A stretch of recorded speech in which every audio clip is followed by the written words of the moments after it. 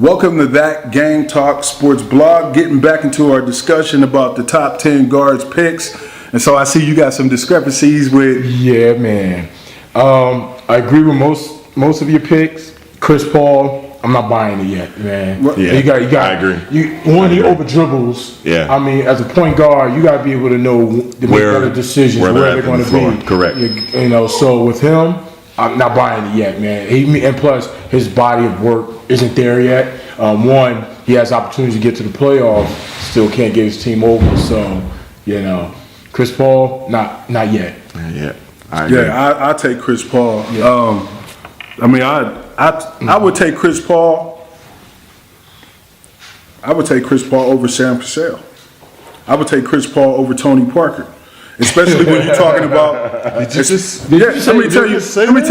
tell you why I say that, man. Because of the dynamic of who Chris Paul is. I understand not getting his team over, but when you talk about guys like Tony Parker and Sam Cassell, you're talking about dudes that came into situations and played with situations with perennial all-stars and Hall of Famers. So they had the opportunity to nurture. A lot of them guys covered up their mistakes. When Tony Parker came into the league, he already had Tim Duncan, he already had David Robinson, he already had Sean Elliott, and a host of other players. They had players that already won championships. They nurtured Tony Parker. Not to say he wasn't good, but a lot of his mistakes got covered up. But let me ask you this. And even now. But you know, Chris Paul went to the playoffs and played the Spurs that year, right? Right. What happened? He had David West, All-Star. Who else they have on there? Yeah, some other players that it'll lose me right now. They lose you because they don't stand out, though. Yeah, you know. Greg Pop. Yeah. No, I'm not talking about on the Spurs, but I'm talking about who did Chris Paul have. But they went to the playoffs. Oh, no, he didn't.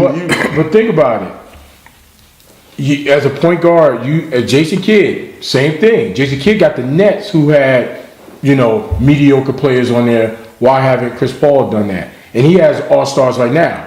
Right. His team, so it's no excuse. Last year, he had a team on there. They got beat. I do agree with that, but that actually takes principle over, I guess, the experience side, where you have a player that is consistently playing with the same player. And Chris Paul has that. But, well, no, maybe he doesn't. I just thought about that. Maybe he doesn't. But, in essence, what you guys are comparing Tony Parker to Chris Paul. Tony Parker has the experience. I don't think Chris Paul has the experience. Well, I'll take that back. Tony Parker won the championship his second year. Right. So, second year. Second year with who? Okay. So all I'm saying is this. If you take Tony Parker, because when you give players championships, it's a rarity you can associate those championships with that one player. Okay. You know what I'm saying? Even with Magic had Hall of Famers already on his team when he won that championship. Okay. Now when you have people around you that know how to play the game, they can cover up a lot of your mistakes. Understood. They can cover up a lot of your deficiencies. They can override a lot of that experience. Chris Paul has never played on a team even 2 notches below anything Tony Parker's played on. But what about now? Is he on it? You think the No, now? they can't even play defense. But yeah, they got 7-foot big men that can't stay in the game with a football. Blake Griffin. Would you take Blake Griffin over Tim Duncan right now? If he had a rocket pack on that commercial, maybe. Man, if Tim Duncan, all he could do is stand on his tippy toes, I'd take him over Blake Griffin right now. Because all Blake Griffin does is dunk the basketball. That's it. And he don't play defense. Okay, let me ask you this. Honorable mention type of thing. What about Mark Jackson? Hey, dude, I was looking at Mark Jackson. This dude's career points per game average is like 6.3 points per game. Now, he had big moments, though. But he revolutionized the point guard position. A point guard to go post up. You know. I give him that. Yeah, okay. But honorable mention. Yeah. Top 20. Top 20. Top 20. Top 20. We'll stretch the list out a little he didn't do it long enough for me. Okay. He didn't do it long enough for me. Okay. I wouldn't necessarily, I would say, I would take Chris Paul over point guard. Let me rephrase that. Well, all I'm saying is that he's right there with him. You know, now when you talk about in terms of championships, you can say a lot about a lot of people. John Stockton shouldn't be there then because he ain't got now. He didn't been there a couple of times, but he a better point guard to me than all of them, maybe except for Jason Kidd. Yeah. Well, John Stockton, I think he would have been top there, but anybody that ran into Jordan that year wasn't taking it. So they weren't having a victim of circumstance. Right. But again, the Chris Paul, I'll put the asterisk on there right now. Yeah, he's a good player. Don't get me wrong. It's just some of the things that I think a point guard should be doing. He doesn't do. Right. He needs more consistency in this. He's kind of injury prone there. He does a lot of flopping that kind of takes away from his game as well. So again, we'll definitely keep a tab on him and go from there. So, hey, I got an issue with two people. Who's that? Rajon Rondo and Mo Cheeks. See, I knew you were going to come. I knew you were going to come. First of all, Rajon Rondo. Come with that. I knew you were going to say something. My problem with Rajon Rondo is this. Once again, when you're giving the ball up to Paul Pierce, Ray Allen, and Kevin Garnett, you should be a top assist. Right? You're supposed to be a top assist man. Yeah. His defense is overrated. He plays the passing lanes well. But that's defense. That's the essence of defense. Right? But, he's not a good on-ball defender. And I agree with that. He plays the steals well. And, once again, let's see how he plays without Paul Pierce, Ray Allen, Kevin Garnett backing him up, even Frederick Perkins. That dude who's a lot softer. And I always knew he was soft. I always knew he was a benefit of catching somebody behind or with that mean scowl on his face when he ain't really, But at the same time, look, Rajon Rondo is an excellent point guard. You know what I'm saying? His shooting, he's in the same class as, he's in the same class as Jason Kidd. But I tell you what, if he get hot, you're not going to leave him open. And he's starting to develop that even more. Mo Cheeks. Defense. That's why I put them there. Put Mookie Blaylock in there. I'm not putting Mookie Blaylock nowhere near a defensive. Teams, Right, he was on some bad teams, but put Dennis Johnson in there. Can't do it. Why not? Stack team. Let's stretch the list, and we can do that. But before then, with Rondo, he plays with confidence. It almost hinders on cockiness, but that helps the team. They look at him as like, okay, this lanky guy is going to try to cover somebody that's 6'8" when he's going to the hole. But who doesn't? Who on these lists don't? That's true. That's why he's further up the list or further down the list, I should say. Okay. Because I don't know. So you would take Mo Cheeks over Allen Iverson? Yep. Chris Paul? Yep. Defense. Sam Cassell? Defensively, yes. Offensively, no way. Defensively, yes.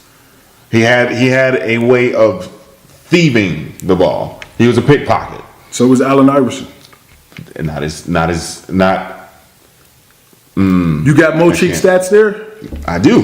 Give me 1 second. You got Allen Iverson. Well, I wonder where Allen Iverson. Let me see. How many All-Star games did Mo Cheeks make? I'm about to tell you. Yeah. Oh, wait a minute. It's in here. See, you're going to make me go through my papers now. Give me 1 second. Okay. Give me 1 second. He is a 5-time All-Defense. Okay. He was a 4-time All-Star, and he won 2 championships. Okay. He won 2 championships. He won 2 championships. With Moses Malone and Dr. J. Right. Because Andrew they're Toney. in the shadow. They're in shadows. Yeah, but it's easy to play point guard with them dudes. And it's easy to play defense with them, too. Yeah, exactly. Okay. Buckets. Mo Cheeks was an excellent defender. Right. That's all he gave you, though. But that's all I want.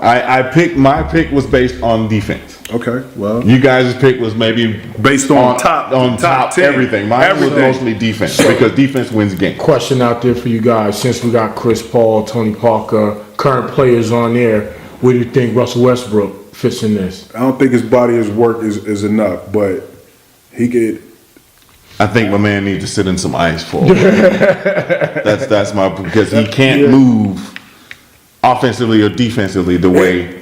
If y'all want to stretch this a little further and talk about 10-point guards today or something like that, I think, you want to hear something crazy?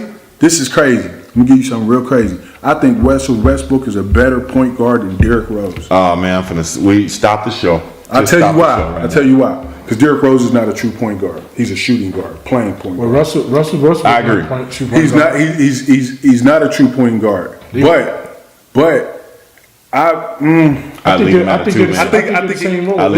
They are the same role, but I think that potentially he got the potential to be a better point guard than Derrick Rose. Because I don't from a true point guard or a points guard. Because as long as Durant is on that team, right. I can't see Russell Westbrook getting better. as a 2-point guard. Right. I'll always see him at the 2 spot. Yeah, he's one of those type of guys. Durant's getting his shots. I'm gonna get my shot. I'm gonna get mine. I can't see From his attitude I perspective. can't see Russell Westbrook, and again, he could change his knee injury. He could be thinking about it. I can't see him I can't see him giving up points to help his teammates get up there. All right, That's just the way it is, man. I definitely agree with that. Yeah, that's okay. So, well, you know, we had a heated debate. It was fun. Got some good points in there. Still got some ideas done. for some new topics. We're not done. Mookie Blaylock. We're not done. You know what? I'm gonna tell you something done. though. I take Mookie Blaylock over Kevin Johnson. I really just can't stand Kevin Johnson. I think you just don't like my list. Period. No, I just don't like Kevin Johnson. I've never liked him. Hey, but we're running out of time here. I guess you won't be going to Sacramento anytime soon. No, sir. The mayor there. No. You know, we can't go visit Sacktown. That concludes this our top 10 point guards since the 1980s for That Gang Talk Sports Blog. Tony Yashar, Barry Kelly, Joe Johnson. Shalom. Right. No. Yeah. I love your list, man. I'm telling you, man. Rajon Rondo, I can do. Mo Cheeks, I can do. I understand your argument about Mo Cheeks. Mo Cheeks was the best. Me personally, I wouldn't put him in my top.